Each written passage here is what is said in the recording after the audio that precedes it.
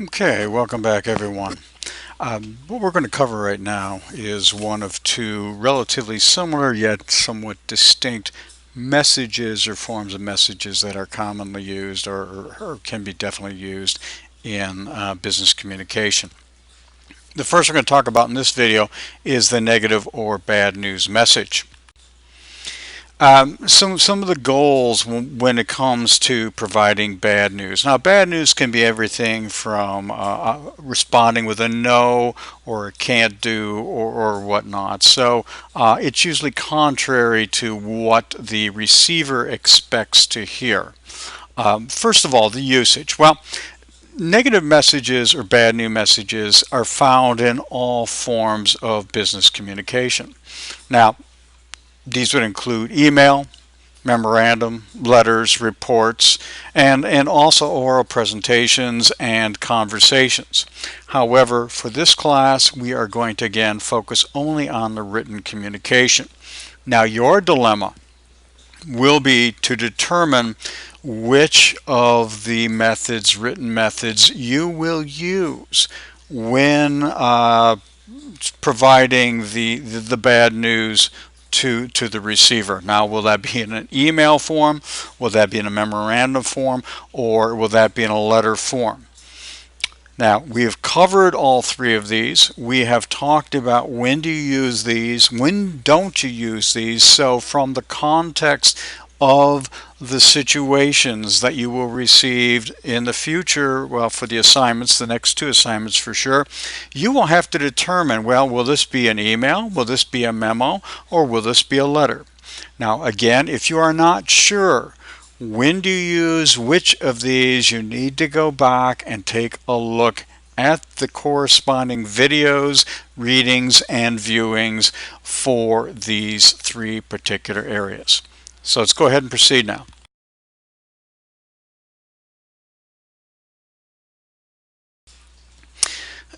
Goals of bad news. Well, there's primary and secondary. So let's talk about the primary goals. First of all, the primary goal is to make the receiver understand and accept the bad news. Now, few, if any, people like receiving bad news. Everybody likes to hear positive responses. Well, unfortunately, that's life. You don't always get the good. You're going to get some bad. So again, you have to make the receiver understand and accept the bad news. Additionally, for the corporate point of view, you must maintain a positive image of you, the initiator of the message, as well as the organization you represent. So, in essence, while the individual receiving the bad news may not like it, they are going to accept it and hopefully at the same time keep a positive image of your organization.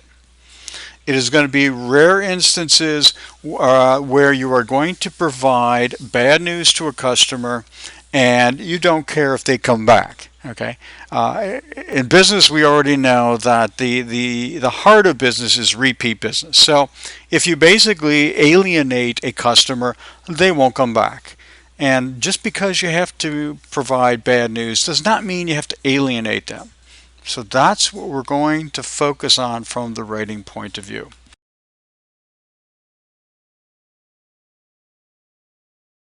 Some secondary goals we've got here. Well, first is to reduce bad feelings. There really is no reason. Nobody, like I said, nobody likes to receive bad news, but there's no reason to have bad feelings as a result of it.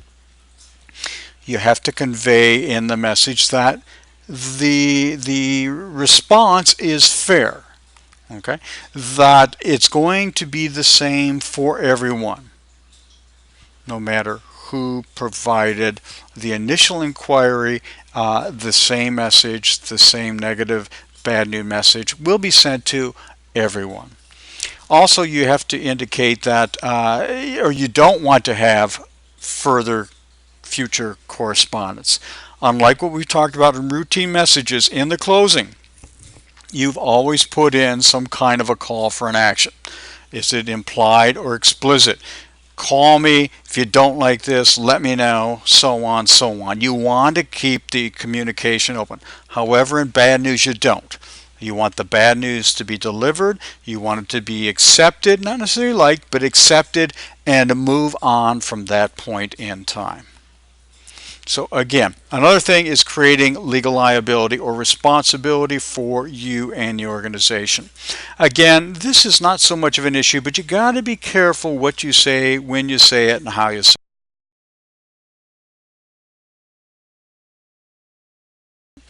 Let's take a look at some legal issues here. First of all, abusive language. Well, there's defamation, which is the language that harms a person's reputation. You got to be extremely careful with this. So you got to be careful, not necessarily when you write to the person to whom you are communicating, but if the result of the bad news is because of someone else, you have to be aware that you really need to be very cautious about presenting that. Libel, and I believe you already know, is the written defamation. This is where we are going to focus. Now, in other courses, slander is the spoken defamation. Again, we're not going to worry about that, but definitely libel we're going to have thought or be thinking about as we prepare our messages.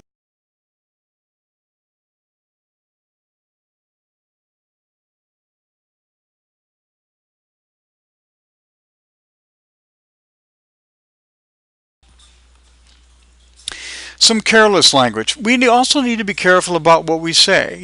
Sometimes it could be very,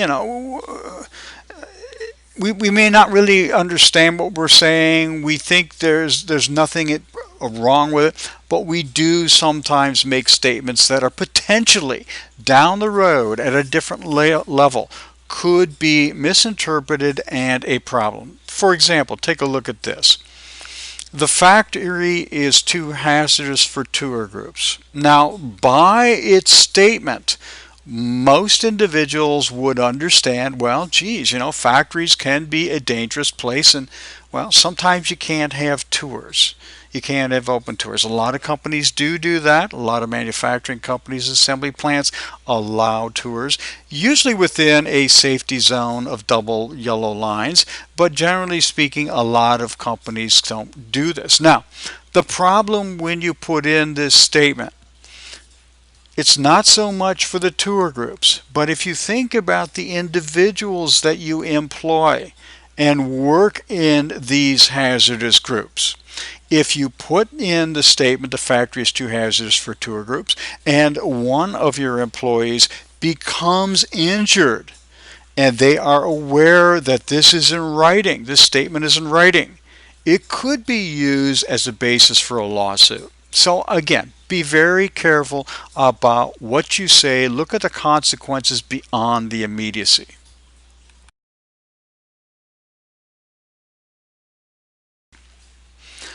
The good guy syndrome.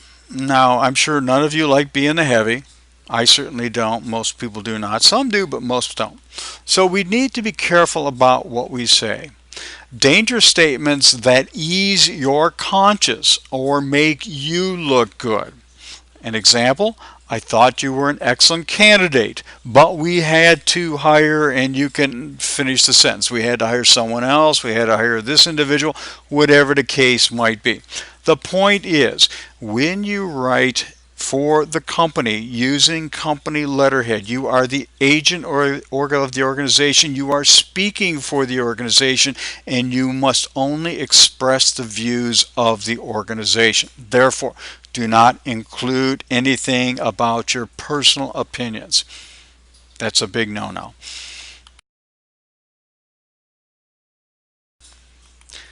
If you do want to express your own personal opinions, which I frankly would suggest you don't, but if you do, use plain paper for personal views. Avoid supplying information that could be misused. Don't admit or imply responsibility.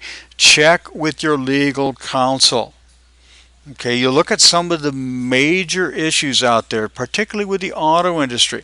Let's look at General Motors, for example, with the ignition switch key.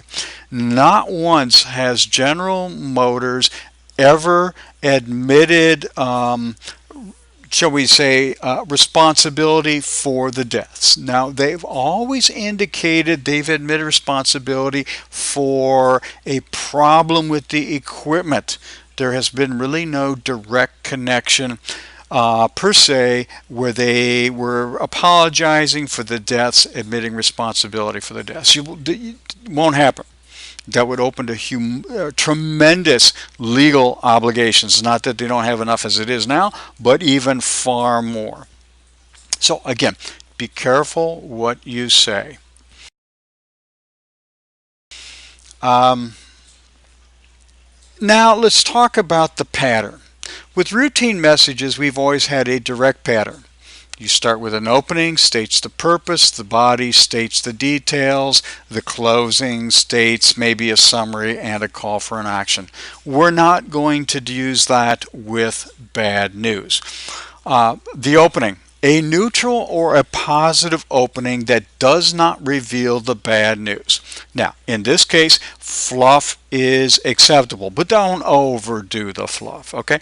Keep it to a minimum. I'll give you an example in a little bit. Next, the body is going to really have two parts. The first part is the reason for the bad news, an explanation of the causes or the reasons for the bad news without mentioning the bad news. Okay? Again, we will talk about this further. The second body part is the bad news and alternatives. Now, a clear but understated announcement of the bad news. Don't come out and say, we can't do this. There'll be other ways of doing it. Again, we'll talk about this. But also, it is wise to, if you must say no, give them an alternative. Again, we'll talk more. Finally, the closing. A final thought is appropriate. Goodwill is appropriate, but again, do not have a call for an action. You do not want the person, when they realize it is bad news, to call you and say they don't like this. You want them to accept it and move on from that point.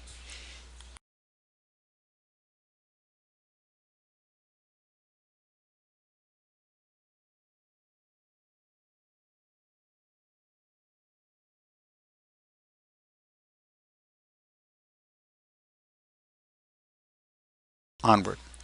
Opening, provide some kind of a buffer. Now, buffers can be very positive. They're generally very positive. Remember, you're setting the stage for someone to hear something they probably don't want to hear. So, if you have a customer who's been around for a long time, a good thing would be, to start off with, ABC Company appreciates loyal customers such as yourself. Without individuals such as yourself, the company would not be what it is today. Something like that. Again, fluff. But it is positive fluff. Make sure it's accurate, but it is positive fluff. Keep it to a minimum. Avoid raising any false hopes, particularly if it's related to what you have to tell them no to. So again, keep it really relatively general, not directly related to the situation, but kind of, calm them down and get them in a neutral frame of mind. If you must start with an apology, and again, I recommend that you don't do this. Again, do not admit the fault. Okay.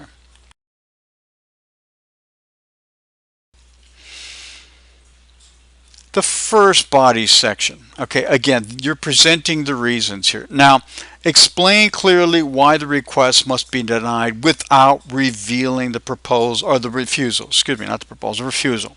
Now, the best way to do this, and the most often used reason, is company policy.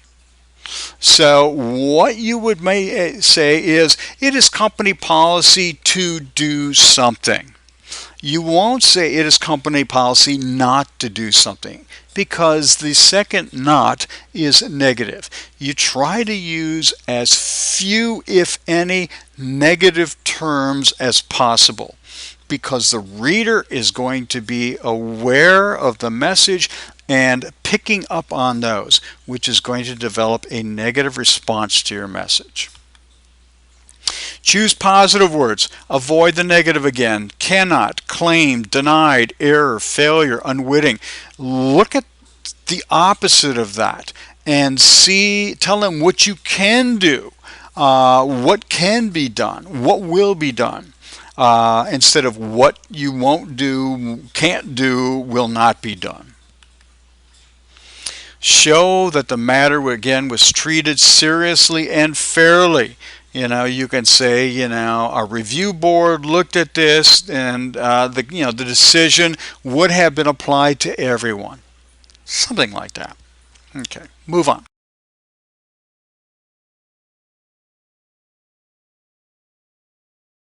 The second part is cushioning and the bad news. Now, you do eventually have to give them bad news, but you don't necessarily have to come out and say this is bad news. So consider positioning the bad news statement strategically by what we call sandwiching in between other sentences. Or, better yet, consider implying the refusal, but be sure it is clear.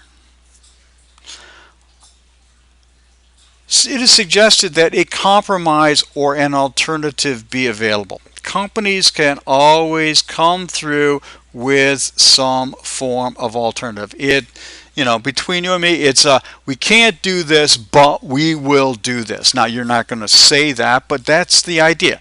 The bad message, the bad news, followed immediately by what will be done. Now, don't make these two sentences. Remember punctuation. A period tells the reader to digest the thought of the sentence. So if you give them the negative message followed by a period and then an alternative sentence, you're going to lose the guts of that alternative. The emphasis won't be there. I would suggest that you start with the negative message, the bad news, whatever that might be, comma, then immediately follow with an alternative. Example: while we typically move in this direction, we will in your case go in that direction. All right. The comma tells the reader to pause for a moment because something else is immediately coming. You don't have that downtime, and it's kind of a no, but here's an alternative. So think about writing that way. Okay. Accentuate the positive by describing what you can do, not what you can't do. Again, this is the full technique. Try to be as unnegative as possible. Yes, you can do it. It takes time. It is not easy to do, but you can do it.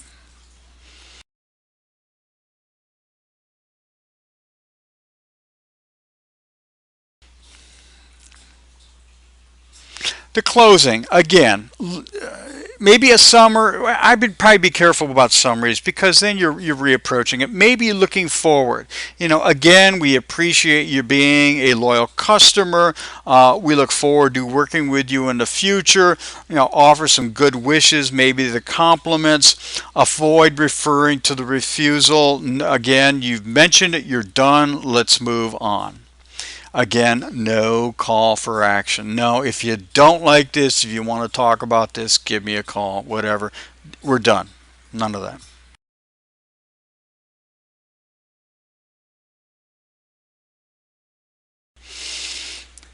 This final screen here shows you the routine message, which we have been doing so far in emails, letters, and memorandum.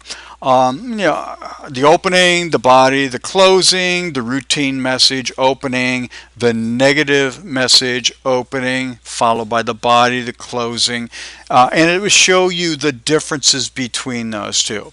Now, in the next video that you're going to see, we're going to be talking about persuasive or marketing messages. In other words, what you're doing in those is making people do or convincing people to do things they don't want to do. Persuasion. So, take a couple minutes here. I think we're done with negative messages. Take a couple minutes and then take a look at the persuasive marketing message video. Thanks. Talk to you soon.